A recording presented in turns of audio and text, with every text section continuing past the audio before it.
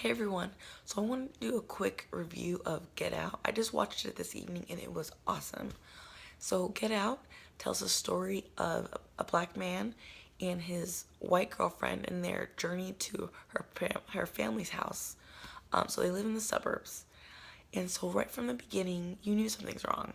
The dad's kind of awkward. He makes these references to Obama and he calls the main character my man. Like, you know that he's trying way too hard.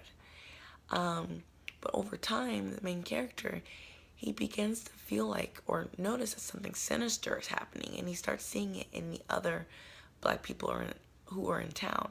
And the black people who are in town, they're not just neighbors and friends; they're mostly working for the other white people who are living there. And so, what I loved most about this movie was its social commentary about what it's like to be a person of color, to be a black person. Um, there was a line that was said. There's a scene where the main character is talking to another black character, and he talks about how uncomfortable it is to be the only black person when there's bunch of white people around.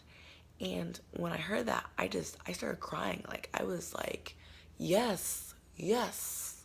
Like it's it's one of those feelings that's really hard to describe, but if I had to describe it, it's like you're with all these people and you're hoping and praying and wishing that they don't say anything racist or they don't make it apparent that you are not one of them. And so in that very moment, in that scene in the movie, it just sets up this whole idea of of of not belonging. And that's the whole movie. That this character, he doesn't belong there, but these people in town are trying to make him belong through sinister means. And so, I mean, Jordan Peele does an amazing job referencing all these different um, um, um, ideas about white superiority. There's a scene, and I should have said these spoilers. I'm gonna put that in the description. There's a scene where his girlfriend is drinking a glass of milk instantly, and I'm just automatically reminded of that scene in A Clockwork Orange.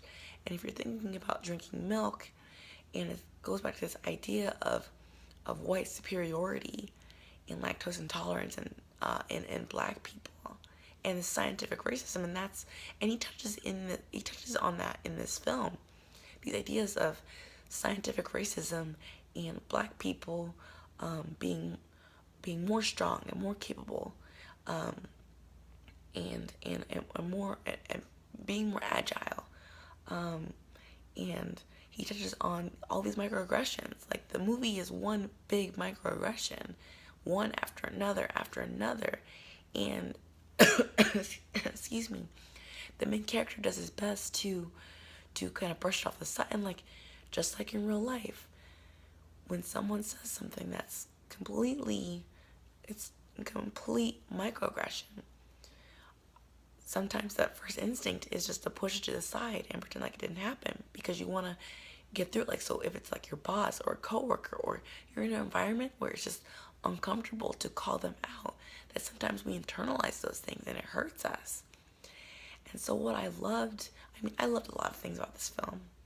There's some things I didn't like, but what I did love was this idea that we watch slasher films. I watch slasher films. Like, I love slasher films. I love zombie films. These movies about Jason and Freddy and all of these characters who are stalking their victims. And here we are living in a real horror show, in a real horror film, where the victims are black and brown people. And the question is what are we going to do about it? And I feel like that this is what Get Out is alluding to, are the horrors of racism, of the horrors of being a black person in America. That it can be just as scary to be a black man or black woman or black child, just to be alive, to be walking down the street, as we've seen Tamir Rice playing in the park with a toy gun, or John Crawford in a Walmart, or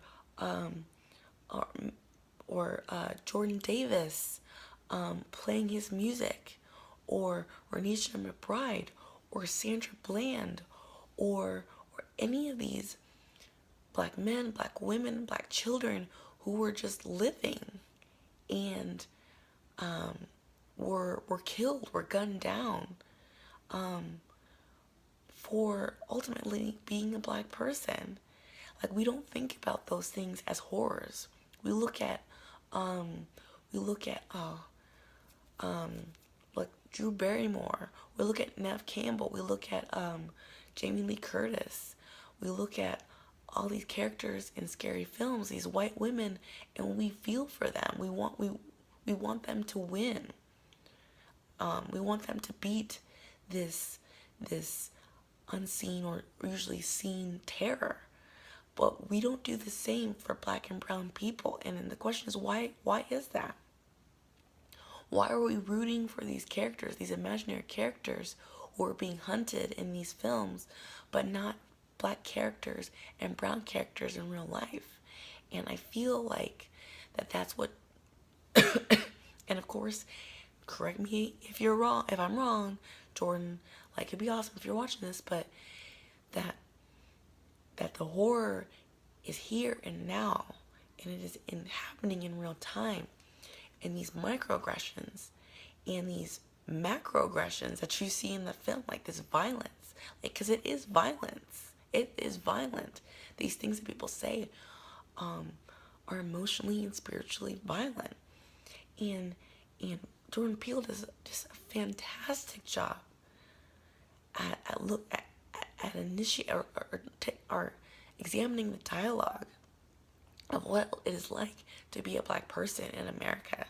One thing that I didn't like was that he alludes to this idea that black women don't like black men who are in relationship with white women. That was definite side eye.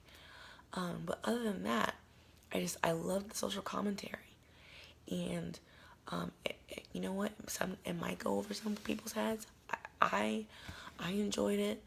I know people in the theater I was in enjoyed it, especially that last part. Somebody was like, "My nigga," like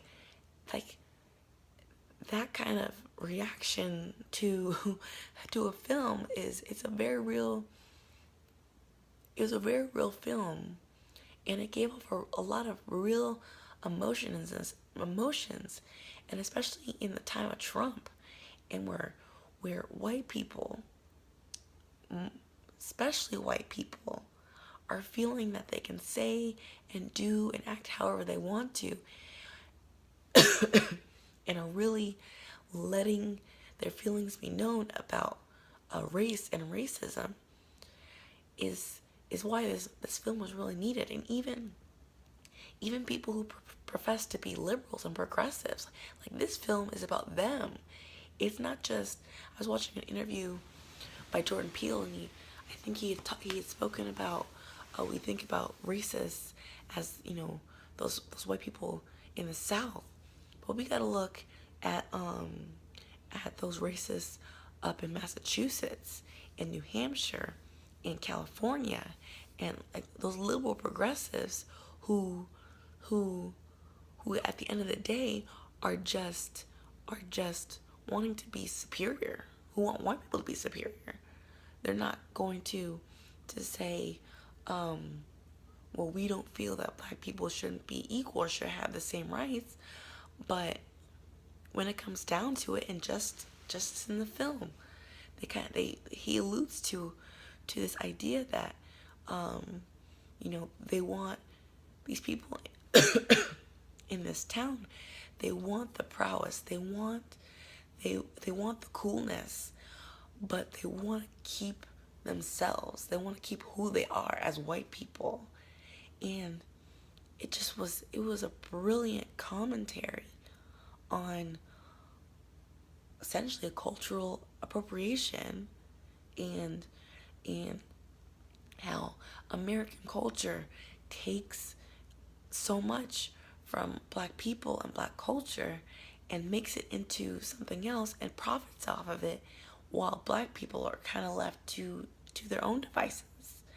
And so I know that was a lot, and maybe that's not what Jordan Peele was going for, but that's what came off to me, was that he was speaking about liberal whites, about progressive white people. He was talking about racism. Just he just went ham on this conversation about racism, and I applaud him. And so if you can go see this film, please go see it, and let me know what you think in the comments. Thanks for your time. Take care.